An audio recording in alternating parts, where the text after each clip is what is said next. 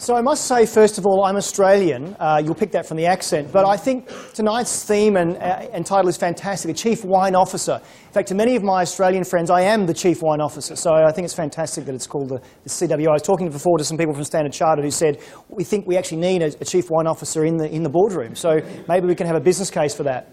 I am brand new to IBM. This is my 7th week in IBM. So I'm a newbie, and many of my peers here have been here much longer. And I've actually come from the startup world. I spent 12 years in startups, both in Australia, here in the UK. And my last company, I was CEO of a company called Cred. You may have heard of Klout. Cred is the competitor that looks at social media influence. One of the things that we had access to, and they still have access to, is the Twitter Firehose. So how many here are on Twitter? You all will be on Twitter after tonight, because I have a 100% strike rate when I talk to people about being on Twitter, and I'll talk about that in a moment. What they have access to is the full Twitter Firehose, which is every single tweet in real time. And so the last 5 years, they've collected 250 billion tweets. That's big data. And so when you talk about, well, what does social mean and where is it going, I think when you talk about these big numbers, it actually becomes really interesting. So I wanted to spend the next 15 minutes. I'm going to set my timer here, so I'm absolutely on time. So that's what I'm doing here on my iPad.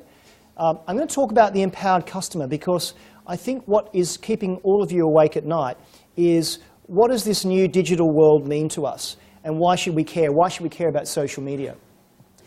There's just a huge explosion of big data, social, mobile, cloud, analytics. It's all happening. You know, this figure about 250 billion tweets. There are 10,000 tweets a second that are coming in. And what does that mean to you as a business? So you look at a few years ago when I was at university, we didn't have Facebook, we didn't have Twitter, we didn't have a way to communicate. Yet now it's in every board discussion. I was at another bank today talking about what they might be doing with social. And a lot of my conversations start off very small. We're doing a little bit. We're doing a bit of listening, we're talking, we're tweeting to people, but what's next? And so I say, what a greenfield opportunity to talk about what's next and what we can do. But the world of big data will not go away. It's only going to get bigger and bigger and bigger. The reason it's here is that technology now has kept up. Most of your CIs, you know that you can use things like Cassandra and Hadoop to actually store all this and process this in real time. The fact that Cred could actually handle 250 billion tweets and things in real time is we could collect that. And when Twitter actually gives the Firehose to companies, one of the stipulations is you can actually ingest that so quickly. So that's what I think is happening. But what it means is that the consumer is now empowered, and I love this quote from Angela Ahrendts, who has actually just been announced that next year she'll become the head of retail for Apple. But what Angela said only last year was that consumer data will be the biggest differentiator in the next 2 to 3 years. Whoever unlocks the reams of data and uses it strategically will win. I think it's a really poignant state there, because as a retailer, data is everything. And in fact, if you look at what happened with the results last quarter, they went up 18%. Who in this room would not want to have profits quarter on quarter of 18%? That's unheard of in some areas. But what she said, though, was that online sales and digital investment helped boost the sales by a fifth in months to June 30. The growth, it was driven by a strong performance in the spring-summer fashion, facilitated by their investment in digital. Reflecting consumer behaviour, said the statement, footfall was soft offline but grew strongly online. This is a retailer who realises they have to have a physical presence, but they also have to have a digital presence. I was at an event last week, and I actually asked the room who wanted to be the next HMV, and no hands went up. Because you know what happened there? They didn't keep up fast enough. So how can you actually do that? But what Angela did, she was really smart. She said, I don't have all the answers, but most of my staff and most of my customers are under 30, so why not ask them? So she set up an internal digital council of 30-somethings to basically pave the way into what they should be doing, and then had an executive council to execute on that vision. So here's someone saying, I don't know what the answer is, but we'll actually use our staff and our customers to help us. I think what's happening, though, is that there is a real shift, that these digital forces are resetting our customer expectations. About 3 or 4 years ago, I helped Amex get online for the first time onto Twitter in the UK. And back then, they had a KPI that said within 90 minutes, we must respond to a tweet from one of our customers. Now it's more like 20 minutes. If you tweet someone, you expect a response. Even to say we're actually handling your issue, you actually want someone to know that they're handling the issue there. So what's happening is that because of this shift to social and digital, consumers are expecting a much faster response, and you have to step up to that. So they want instant access to information, products and services wherever they are. If I'm in the middle of a store and want to find something out, I expect to be able to use my mobile and have a mobile-friendly experience onto your website. In fact, last year I was doing something for a company called eConsultancy. It was a mobile roundtable. And when we go around the room and introduce who's who, I said, please tell me your name, which company you're from, and a mark out of 10 for your mobile experience. And the highest mark was 5 out of 10 from another retailer. And everyone realized then that, if you go to our mobile, in fact, I challenge you tonight, go to your main company website on your mobile. If it's a pretty average experience, that's what turns consumers off. They expect to have a really perfect experience no matter the device they're on. They want to be engaged as individuals. We talked about for so many years, the customer of one, and actually, rather than it being a mass market, it's a segment of one. With technology and segmentation and social media, that becomes a reality. Because on Twitter, I'm at Andrew Grill, but on a CRM system, I'm some other name. If you marry the two together, you will learn so much more about me. I have 27,000 tweets over the last 7 years, and I have been willing a brand to go through those and make sense of it. In fact, what we're doing in IBM now in our research team, we're now able to go through your past tweets and build a personality profile, which can be used for market segmentation. This is where you start using big data down to an individual level. Transparency. No longer can you hide the truth because someone out there on Twitter will say, that's not quite true. And I've got so many personal experiences of when I've actually been able to find out that a company was not actually telling the truth.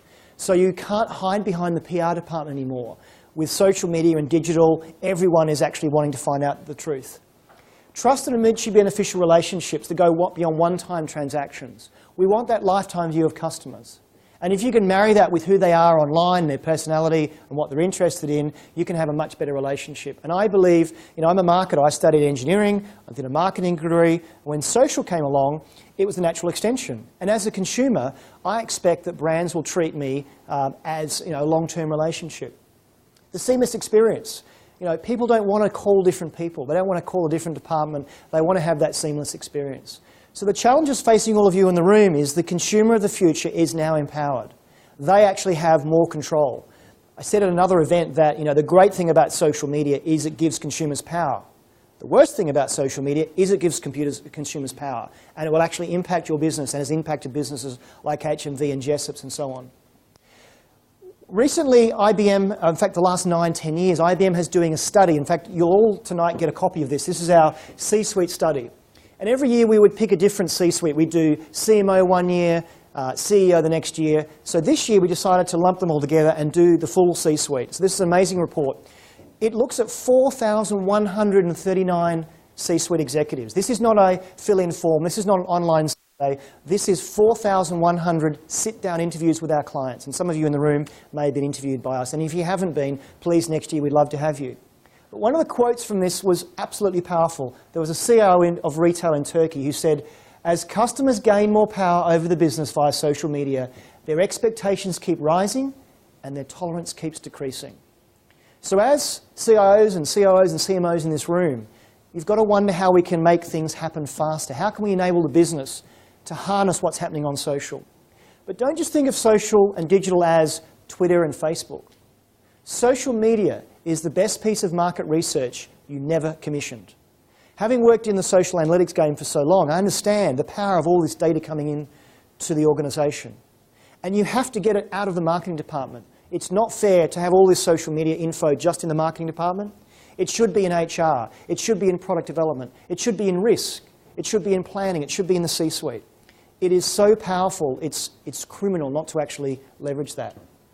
So over the last few years, when we started our surveys back in 2004, what C-suite was telling us was that the focus was on cost reduction to deal with increasingly global competition. It moved in 2008 to focus on business models evolving to external partnerships. And this year's survey was really, really enlightening. It basically said the digitally active customer moves to the top of the C-suite. And this is the most telling slide in the whole pack. The CEO thinks that customers are number 2 in terms of the picking order. Apart from their C-suite peers around the room, above board of directors, above corporate strategy, customers are number 2. I'm actually concerned. I thought it should be number 1. But maybe they want to keep their other friends happy. But this, I think, is really important, that customers are now impacting the strategy of the business.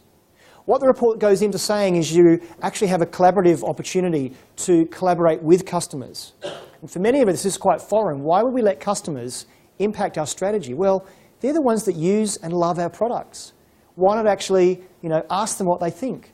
The power of asking someone what you think of a product that they love cannot be underestimated. And with social media, you can have instant feedback.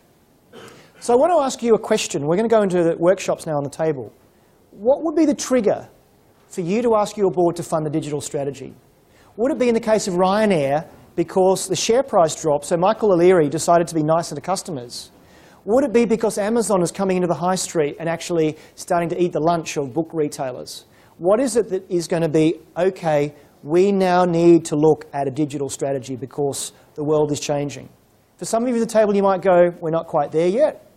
But imagine Amazon or Google or someone coming into your space and starting to eat your lunch. So let's have a moment now to think about what will you have as a trigger.